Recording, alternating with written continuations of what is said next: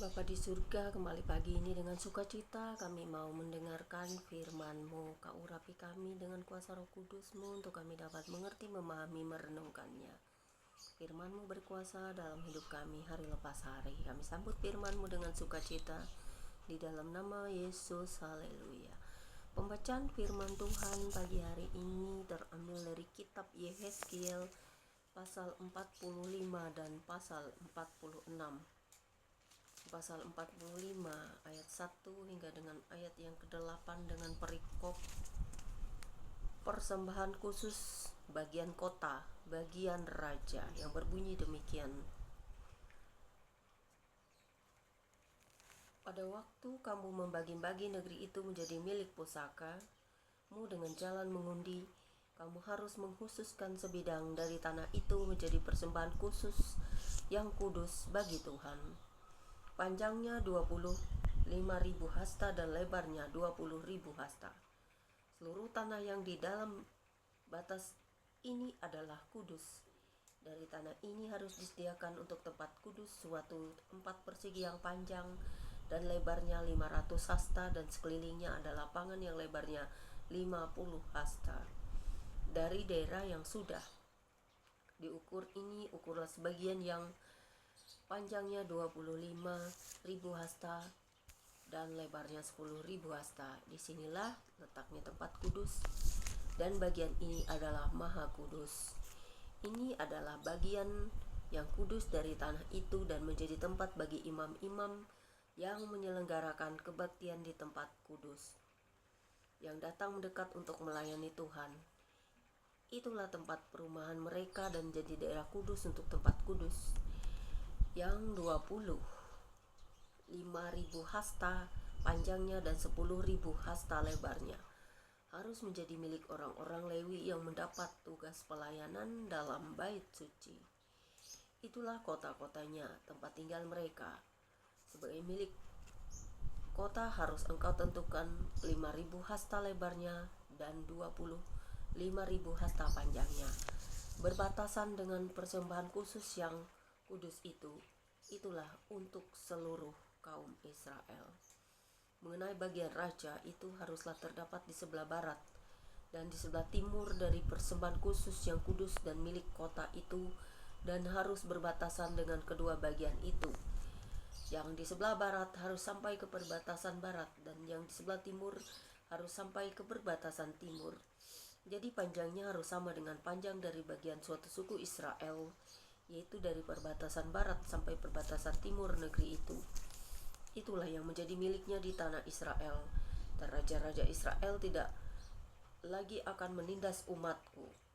Mereka akan menyerahkan negeri itu kepada kaum Israel menurut suku-suku mereka.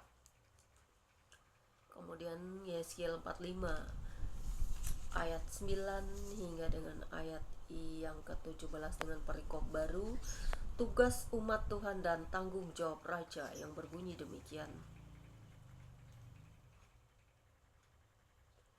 Beginilah firman Tuhan Elohim, cukuplah itu, hai raja-raja Israel, jauhkanlah kekerasan dan aniaya, tetapi lakukanlah keadilan dan kebenaran.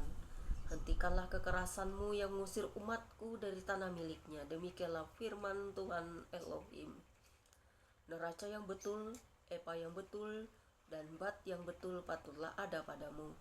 Sepatutnya lah efa dan bat mempunyai ukuran yang sama, yang ditera, sehingga satu bat isinya 1/10 homer, dan satu efa ialah 1/10 homer juga. Jadi menurut homerlah ukuran-ukuran itu ditera.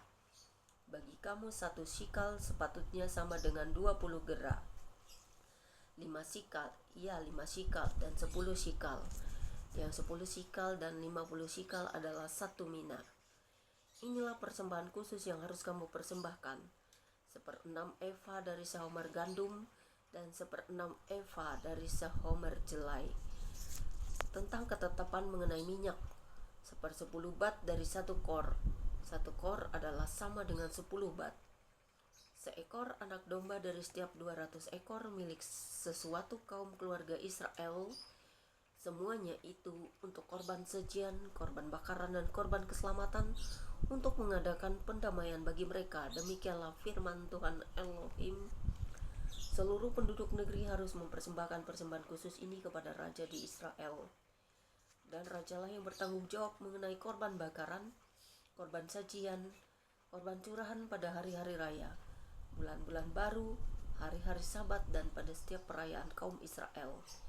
Ialah yang akan mengolah korban penghapus dosa, korban sajian, korban bakaran, dan korban keselamatan untuk mengadakan pendamaian bagi kaum Israel. Kemudian Yehezkiel 45 dan masuk Yehezkiel 46 ayat 1 hingga dengan ayat yang ke-18 yang berbunyi dengan perikop demikian: persembahan-persembahan dalam hari-hari raya. Bunyi demikian: beginilah firman Tuhan Elohim, pada bulan yang pertama, pada tanggal 1 bulan itu, ambillah seekor lembu jantan muda yang tidak bercela dan sucikanlah tempat kudus itu. Imam harus mengambil sedikit dari darah korban penghapus dosa dan membubuhnya pada tiang-tiang bait suci dan pada keempat sudut jalur keliling yang ada pada mezbah dan pada tiang-tiang pintu gerbang pelataran dalam. Demikianlah engkau harus perbuat pada hari pertama bulan yang ketujuh, demi orang-orang yang berbuat dosa dengan tidak sengaja dan tanpa diketahui. Dengan demikian engkau mengadakan pendamaian bagi bait suci. Pada bulan pertama, pada tanggal 14 bulan itu, haruslah kamu merayakan hari raya Paskah, dan selama 7 hari kamu harus makan roti yang tidak beragi. Pada hari itu, raja harus mengolah lembu jantan sebagai korban penghapus dosa karena dirinya dan karena penduduk dan karena seluruh penduduk negeri. Selama 7 hari raya itu, ia harus mengolah korban bakaran bagi Tuhan. Tiap hari 7 ekor lembu jantan dan 7 ekor domba jantan yang tidak bercela, dan untuk korban penghapus dosa, tiap hari seekor kambing jantan. Sebagai korban sajian, ia harus mengolah 1 eva tepung dengan seekor lembu jantan dan 1 eva tepung dengan seekor domba jantan, dan minyak 1 hin untuk 1 eva. Pada bulan ke-7, pada tanggal 15 bulan itu, yaitu pada hari raya, ia harus mengolah seperti ini selama 7 hari: korban penghapus dosa, korban bakaran, korban sajian, dan minyak. Kemudian masuk pasal 46 ayat 1 hingga dengan ayat yang ke-18. Beginilah firman Tuhan Elohim, pintu gerbang pelataran dalam yang menghadap ke sebelah timur haruslah tertutup selama 6 hari kerja. Tetapi pada hari raya, pada hari Sabat supaya dibuka. Pada hari bulan baru juga supaya dibuka. Raja itu akan masuk dari luar melalui balai gerbang dan akan berdiri dekat tiang pintu gerbang itu. Sementara itu, imam-imam akan mengolah korban bakaran dan korban keselamatan raja itu, dan ia akan sujud menyembah di ambang pintu gerbang itu, lalu keluar lagi. Dan pintu gerbang itu tidak boleh ditutup sampai petang hari. Penduduk negeri juga harus turut sujud menyembah di hadapan Tuhan di pintu gerbang itu pada hari raya, pada hari Sabat dan hari bulan baru. Korban bakaran yang harus dipersembahkan raja itu kepada Tuhan pada hari Sabat ialah 6 ekor domba yang tidak bercela dan seekor domba jantan yang tidak bercela. Korban sajian dari domba jantan harus diolah dengan 1 eva tepung, tetapi korban sajian dari domba-domba yang lain bergantung pada kemampuannya, serta minyak 1 hin untuk 1 eva. Pada bulan baru harus dipersembahkan seekor lembu jantan muda yang tiada bercela, serta 6 ekor domba dan seekor domba jantan yang tiada bercela. Sebagai korban sajian, ia harus mengolah 1 eva tepung dengan seekor lembu dan 1 eva tepung dengan seekor domba jantan. Tetapi korban sajian dari domba-domba lain bergantung pada kemampuannya, serta minyak 1 hin untuk 1 eva. Kalau raja hendak masuk ke dalam, ia harus masuk melalui balai gerbang dan keluar dari situ juga. Tetapi kalau penduduk negeri pada perayaan-perayaan yang tetap berkumpul di hadapan Tuhan, dan yang masuk melalui pintu-pintu melalui pintu gerbang utara untuk sujud menyembah. Biarlah mereka keluar melalui pintu gerbang selatan, dan yang masuk melalui pintu gerbang selatan biarlah keluar melalui pintu gerbang utara. Janganlah seorang kembali melalui pintu gerbang kemasukannya, tetapi masing-masing harus keluar dari pintu gerbang yang di depannya. Mengenai raja itu, ia akan masuk bersama-sama mereka dan keluar bersama-sama mereka. Pada hari-hari raya dan perayaan-perayaan yang tetap harus ada korban sajian, yaitu 1 eva tepung diolah dengan seekor lembu jantan dan 1 eva tepung diolah dengan seekor domba jantan. Tetapi korban sajian dari domba-domba yang lain bergantung pada kemampuannya, serta minyak 1 hin untuk 1 eva. Kalau raja mengolah korban bakaran sukarela atau korban keselamatan sukarela bagi Tuhan, maka orang harus membukakan pintu gerbang sebelah timur untuk dia, dan dia akan mempersembahkan korban bakarannya dan korban keselamatannya itu seperti ia perbuat pada hari Sabat. Kemudian ia keluar, dan sesudah ia keluar pintu gerbang harus ditutup. Tiap hari ia harus mengolah domba yang berumur 1 tahun dan yang tiada bercela sebagai korban bakaran bagi Tuhan. Setiap pagi ia harus melakukan itu.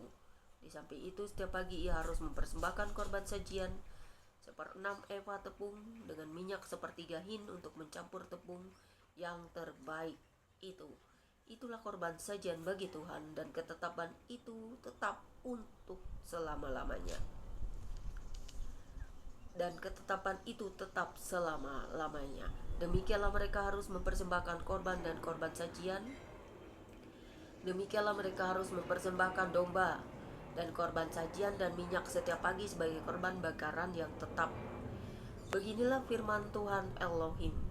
Kalau raja itu memberi sesuatu pemberian dari milik pusakanya kepada salah seorang anaknya, maka itu menjadi kepunyaan anaknya, dan milik ini menjadi pusaka mereka.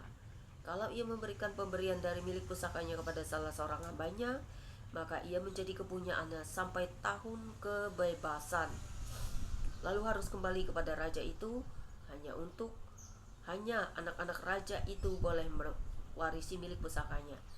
Dan janganlah raja itu mengambil sesuatu dari milik pusaka rakyat sehingga mereka terdesak dari miliknya. Hanya dari miliknya boleh ia mewariskan kepada anak-anaknya, supaya jangan seorang pun dari umatku didesak dari miliknya.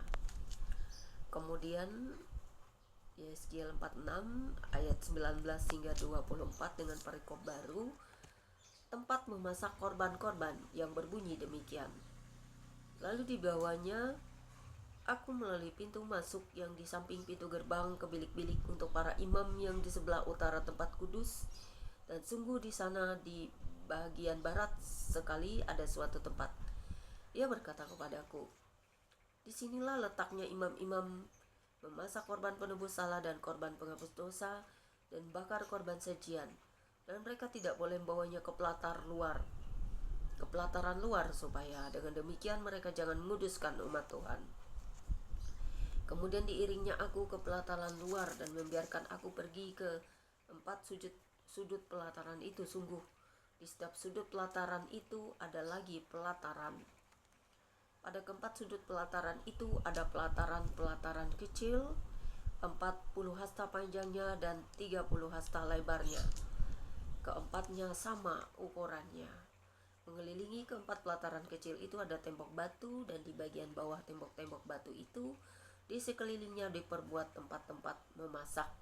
Ia berkata kepadaku, inilah dapur tempat memasak, di mana petugas-petugas bait suci memasak korban sembelihan umat Tuhan. Amin firman-Mu pagi ini Tuhan, biarlah kami dapat memahami, mengerti, dan merenungkannya.